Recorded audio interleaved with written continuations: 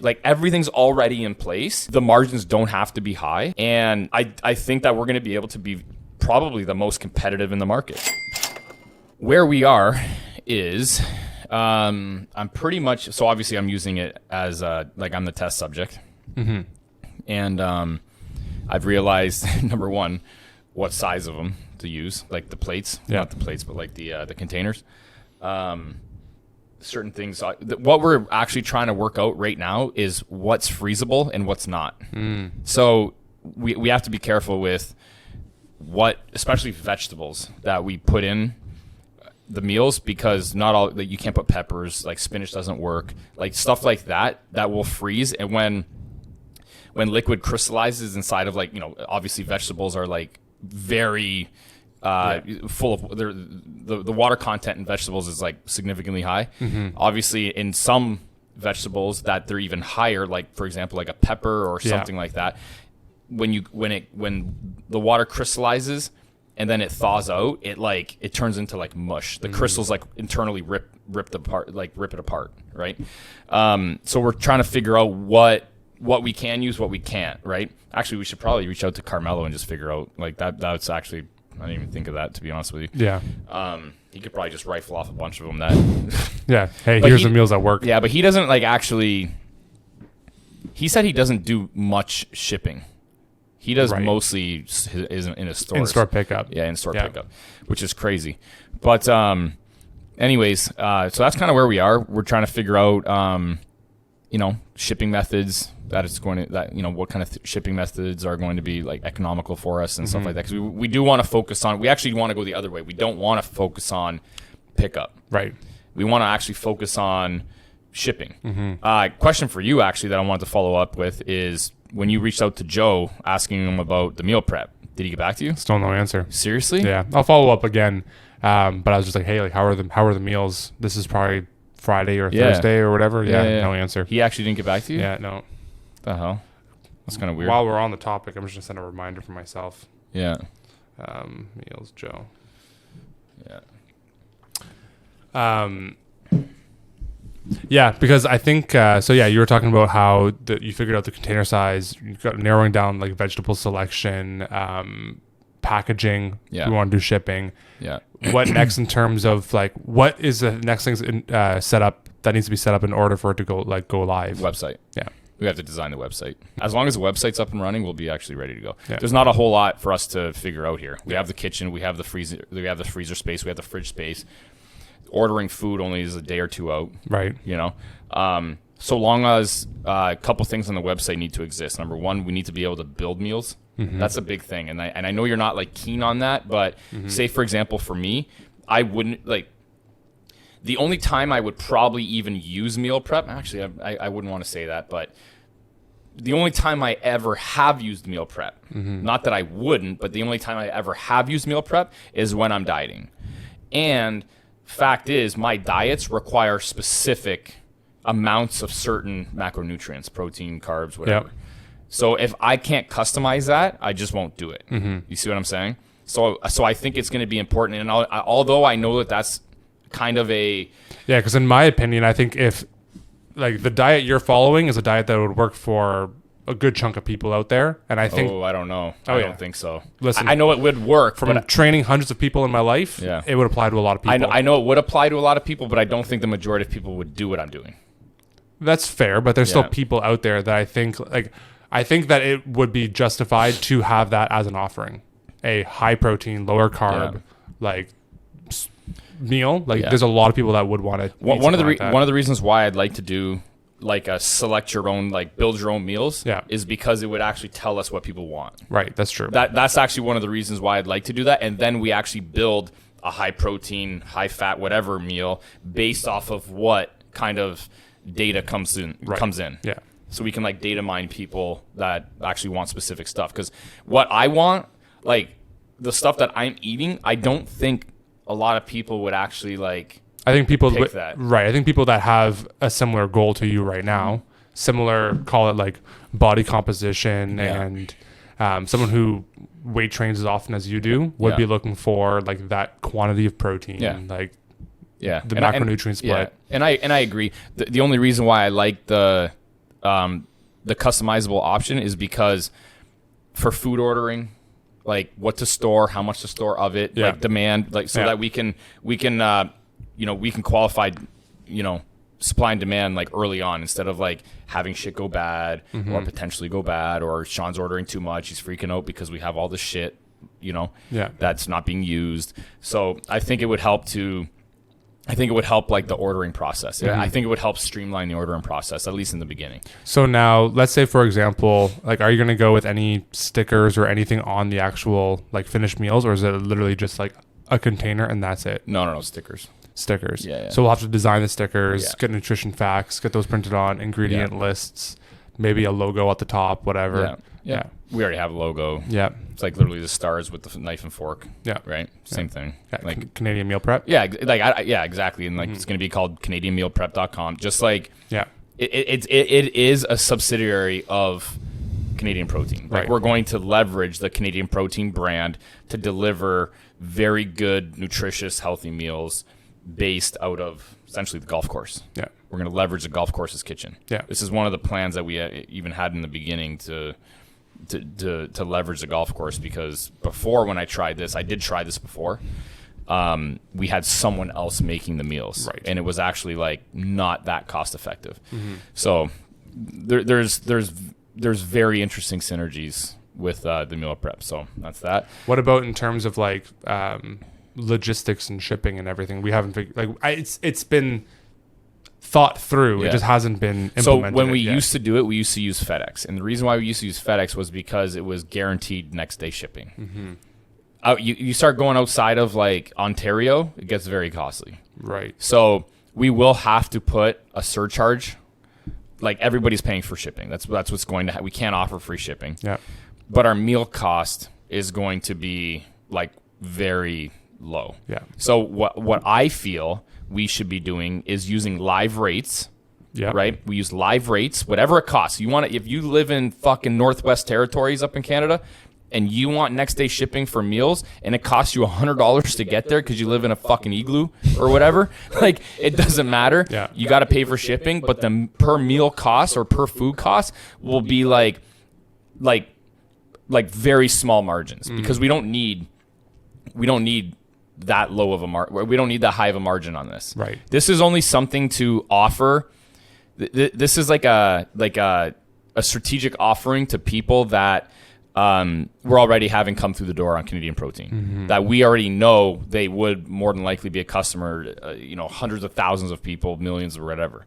So it's an easy segue into a new, offering. Very easy. Everybody eats food. I essentially, like, one of the goals that I had for Canadian Protein and like everything that we're kind of doing in like the whole fitness and nutrition game, I do have an end goal of anything that you use nutrition wise, anything that you eat, anything that you use to for fitness, you can buy through our group of brands and businesses. That's what I have a goal of. Yeah. We tried with the fitness equipment. It was a little bit, how can I explain? It was a little bit off the cuff, but it worked really well. It worked during COVID when there was a limited supply of gym equipment. And we were selling like tons of shit. We were. Which is crazy. So we know there's a market for it. Yeah. Now, again, that's a different kind of environment, but we know there's a market for it. We have vendors that we can buy from. The one thing that I didn't like was the quality.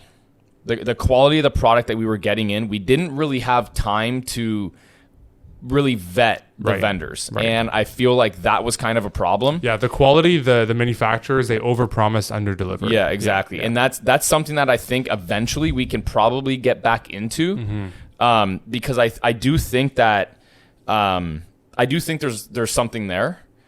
If branded correctly, if the quality's on par, I think that there is something there. So I do have that end goal of having, a group of brands linked together to be able to offer everything under the sun for nutrition and fitness. Now for advertising and marketing for meal prep, what are you thinking there? We're going to leverage Canadian Protein.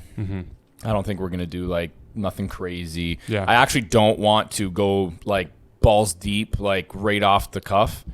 Yeah. Because I don't want to run into like all kinds of like, you know, weird bottlenecks that are going to be, you know, giving us headaches right off the start, or like, you know, service issues, things like that. I'd rather actually, and I know this isn't really like my style. I love to like sprint before I can even crawl, but I think that something like this, when you're talking about food, you got to be a little bit more careful with it.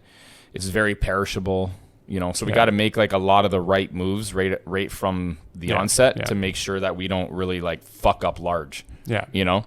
Like if we rushed it, for example, and someone gets their first order from us and the meals are all thawed and it looks horrible, it's leaking, whatever, like they're not going to be buying again. No. Right? We have to make sure that the first buying experience that they have is phenomenal. Yeah. Also, because it is a risk too, because we're leveraging the Canadian Protein brand. They're used to the Canadian Protein quality, right? So if we are advertising Canadian meal prep, it has to uphold the same level of quality as Canadian Protein. Yeah. Otherwise, it actually will tarnish a reputation over there. And that was an issue with when we did it before, but I didn't have control. Right. Yeah. So I didn't have control in you know, the chef. It was his own. He was cooking in his own kitchen. He was using his own methods. He was using his own recipes. He was a little bit difficult to work with, you know, in terms of like providing feedback. Yeah. It's like he didn't want to really, he thought what he was doing was the right thing, and he didn't really understand our customers, but we did. And we were trying to tell him certain things about like, hey, listen, this is how it's got to be. Yeah. But some things he just wouldn't listen. So I think it's like really important for us to, again, like, you know, our chef, Sean, is like really good at taking constructive criticism and feedback from us. So I don't think that's going to be a problem, but leveraging our kitchen so that we can actually, you know, be in control of the quality is absolutely huge, a huge advantage. So this week, by the end of the week, I'd like to see website, everything launch, ready to go. First order. Yeah. So we do have so many people that actually want to do this. We have a lot of people locally that want it for like the bulk option. Like we're going to offer like a bulk kind of like catering option with this, which I think is going to be like really like interesting. Like I'll give you an example. Like my buddy Troy that owns Riverside Physio, he wants to get it, and he just wants to like buy it in bulk, like, you know, say 10 or 7 or whatever, however many meals for the week, keep it in his fridge at work so that he doesn't have to worry about like bringing food to work or cooking it or whatever. And again, one of our goals for the meal prep is going to be able to provide meals to people not much more expensive than if you were to actually go buy it at the grocery store and your time involved in cooking it. That's the key. I want it to be almost right there that if you were to go buy the food, the time it took you to go buy the food, even on Instacart, if you're like shopping on Instacart, what, you know, the time that you're taking, call it like, you know, $25 an hour. Like if you applied $25 an hour to yourself, you bought the chicken, you bought everything, and then you know, you spent an hour meal prepping or even 2 hours or whatever on Sunday meal prepping for the week. What would that cost be? That's what I want to offer people. I don't actually want to like, because I think that's going to be a big selling point. And we don't like we have a lot of other things going on. We don't need to like skyrocket our margins on this. Right. You know what I'm saying? If anything, what I'm looking to do is cross-pollinate each brand so that we pull meal prep customers and we make this meal prep company run so smooth that and we have the proper management in place to run it, or you know, people in place to make sure it runs smooth and that we're leveraging. I want to like leverage the team that we already have. So we're leveraging the team that we have so efficiently that the meal prep company starts to snowball, and people that come in through the meal prep, we're also leveraging the meal prep to pull them over to Canadian Protein for, you know, protein supplements, stuff like that. And then we're leveraging Canadian Protein for the meals. Yeah. That's what I actually want. Yeah. And then the overall, because we're not opening in a kitchen. We're not staffing a new kitchen. Like everything's already in place. The margins don't have to be high. And I think that we're going to be able to be probably the most competitive in the market just because of the team that we're going to be leveraging and the facilities that we already have under the group Yeah. of companies. I think we're going to be like wildly successful. Yeah, at because this. every other meal prep company has to have their own overhead for all of this stuff. Yeah. We already have these expenses for one of the businesses Yeah. already. And I'm sure we can't be the anomaly. I bet you someone else has done this, but I don't think that someone else has the reach in the country that we actually have already. Right. To be able to like hit the ground running with this. Because think about it. If you own a local restaurant or an event center or a catering business, Yeah. like that business is very local, Yeah. right? Like you're not driving from Windsor to Oakville to go out for dinner Yeah. at a restaurant or an event or a catering business. You're getting it locally, Yeah. right? And so, or even like a golf course, for example. Like a golf course doesn't necessarily have now obviously the biggest golf courses in the world is a different story, but 99% of golf courses, they don't have a reach that goes far beyond their geographical area, right? Whereas Canadian Protein, maybe 90% of our business comes from Canadian customers, Yeah. but all over Canada. Yeah. Like it's not hyper localized to Windsor, Essex. Nobody even barely even knows in this city that we even own it. Exactly. Or that it's from Windsor. Yeah. You know what I mean? Yeah. Most people are like, oh, I thought it was a GTA or something. Yeah. It's always GTA or whatever.